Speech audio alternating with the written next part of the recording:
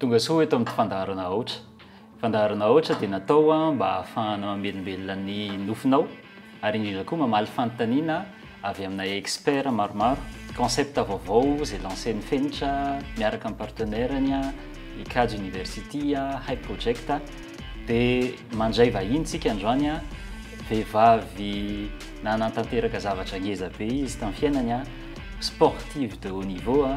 azo lazaina hoe mi-inspirer olona maro izy ao amin'ny sehatry ny musculation sy ny sport rehetra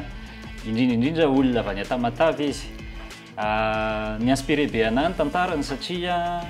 tovitovy taona ihany zahay dia olona manana discipline be ary rigoureuse be rehefa manao zavatra ka ninviteko izy androany hanatrika hitafatafa iaraka amina eto amin'ny plateau any Aotra. Tsy izy zany fa i coach Lety.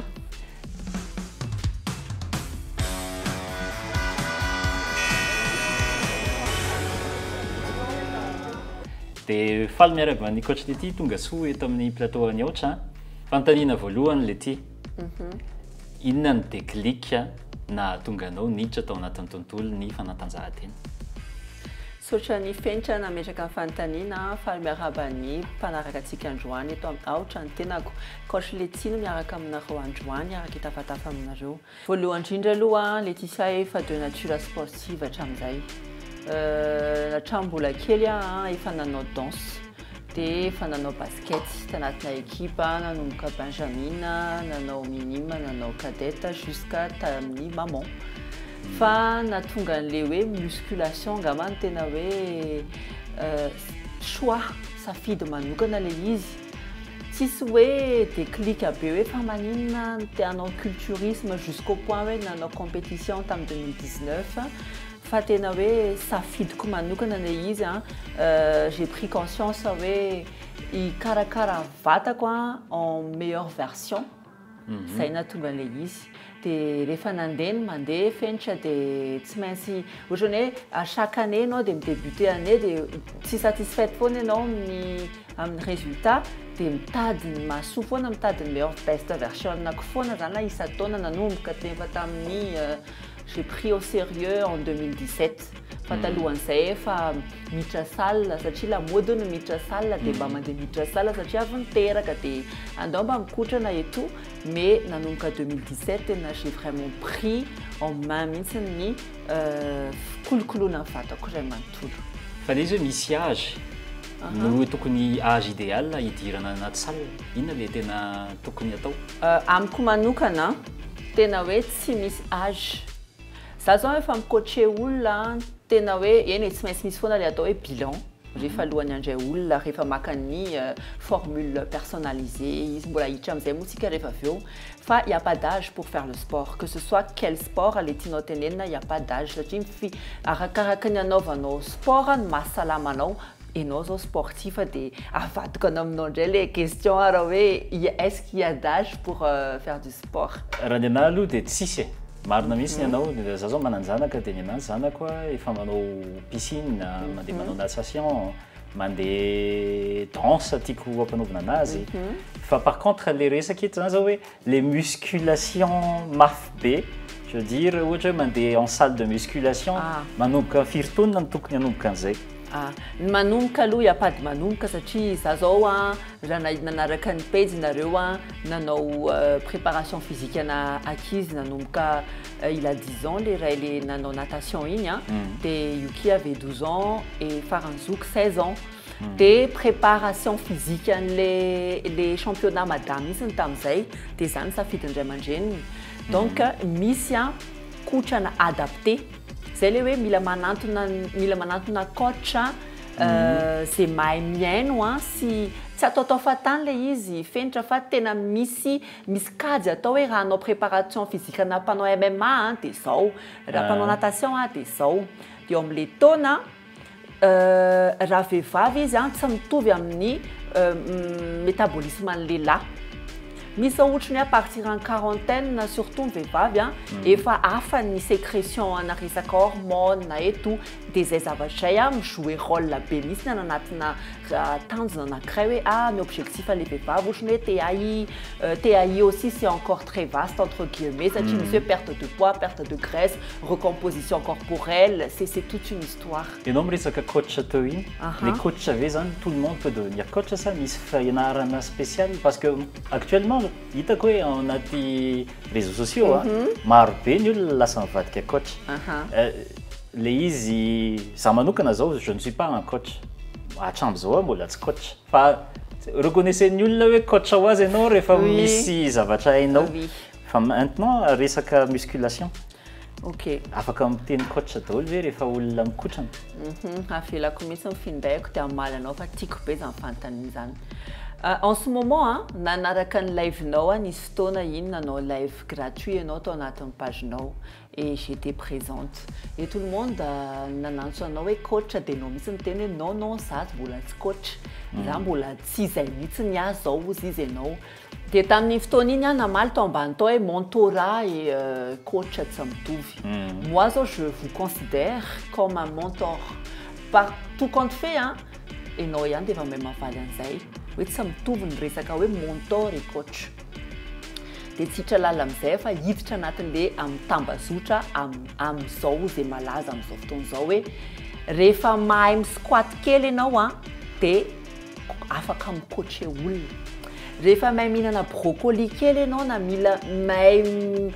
mihinana hoe légumes protéines et tout dia afaka manome dièten'olona dia on t'appelle coach pour moi personnellement allo ihany mandalina allo mandalina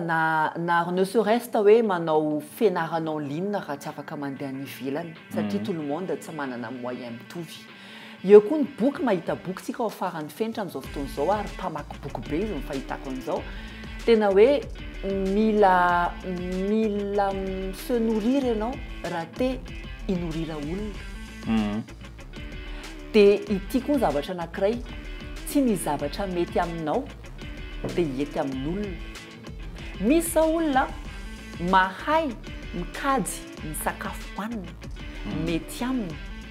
fa tsy voatery hoe iny olona iny afaka mikajy ny sakafonao tsy haiko na azo ny fenitra le tiako tenenina azoko atsaina hoe misy toetra toe-batana samihafa tanteraka dia ohatrany amin'ny fanafody mihitsy hoe raha mihinana fanafody otoa antibiotika anankiray mety andaitra amiko iny fa tsy andaitra aminao manokana ohatra question ana hormone question ana vatana sy ny sisa ilay izy fa ianao zany ve satria en tant que coach le ty fa azoko anazy nanao fianarana ianao fa autodidacte ve sa tena manaraka formation spécialisée mihitsy ve coach le ty ok mamela izara kely za passionné hatramin'izay na passionné la musculation dia rehefa en tant que passionné tsy mitovy amin'le olona hoe mitady vola zay aloha de 1 manarak'izay rehefa nandeha dia tamin'ny 2018 kiala motivation zay ny fanatsony olona na taloha tamin'izany efa hitanao efa mbola tsisy podcast ohatry zao fa le mbola le manao vidéo kely ianao am'le téléphone mbola mampime kely dia mizara hoe zao dia efa nisy nanaraka tamin'izay nanomboka tamin'ny 2018 zany ianao no présente amin'ny réseaux sociaux oui non efa talohan'izay satria taloha mpivarotra varitra taloha dia efa ny follow-evan'olona be dia be tamin'le resaka business nataoko mivarotra iny zay mivarotra fripy nanao lohana fripy raha misy ny mpanao lohana fripy tanatina tambazotra dia zangambany raha misy voaloza faharoa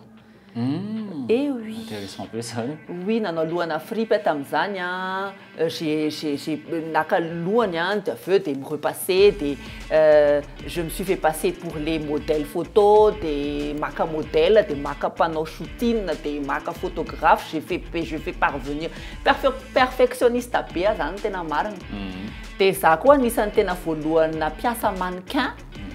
amina fripy sako miteny an'izay mbola mitohizanao ve zany amin'izao tena zay le choix du jour au lendemain je me suis dit hoe tsy vitako midoubler io biziny io doubleko le salle de sport sy le fripy fa tena tsy nisy fiainana satria anao fo maraina parce que ko le anabedesanao ana foana moa zany tena solopreneur zany any tena marina solopreneur ianao dia najaniko le izy fa tsy nanohy intsony aho dia hiverina aiza moa sika zao fa lasa intéressé tan'le business anao fa ianao koa anaty business foana ianao fa andao hiverinana amin'le hoe resakitsika teo momba n'le hoe ahoana no nahatonga anao ho lasa coach hoe nisy fianarana ve sa autodidacte hatramin'izay aloha tsy nisy fianarana coach sportif teto Madagasikara tena itsoroko marina tena hoe tsy nisy fa amin'izao zay vao misy rivotra tsy hotononoka anarana hoe misy manome formation satria izy manana droit nanao formation tany dia hoe signé par je sais pas qui dia za saika nandeha tany ivelany saika nandeha tany ivelany aho hoe andeha hianatra pour question ohatrany hoe genre 6 mois accéléré rehefa natao nefa nikajikajy dia tena nidanjika be le prix an'le izy sady ianao mila ohatrany hoe mila sacrifice ianao parce que je suis une mère de famille mitondra tokantrano hiala eto 6 mois zany andeha foanako daholo ny fripiko sy ny tariny dia andeha hianatra an'izay nitsiry le hevitra avy eo satria tamin'ny 2019 nanao compétition to dia alefalefako le izy fa mety anontany an'izay any ianao hoe inona moa zany tena nahatonga anao lasa coach avy teo nanao compétition ana Miss Bikini tamin'ny 2019 tamin'ny Body Perfect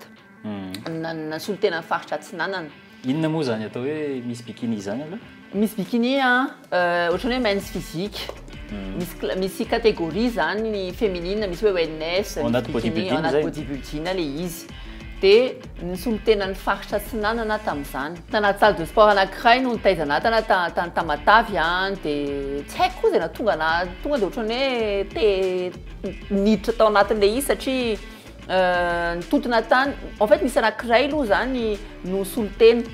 dia hita hoe ça réussi dia nefa zay susipa io zany mpiara-mikotrana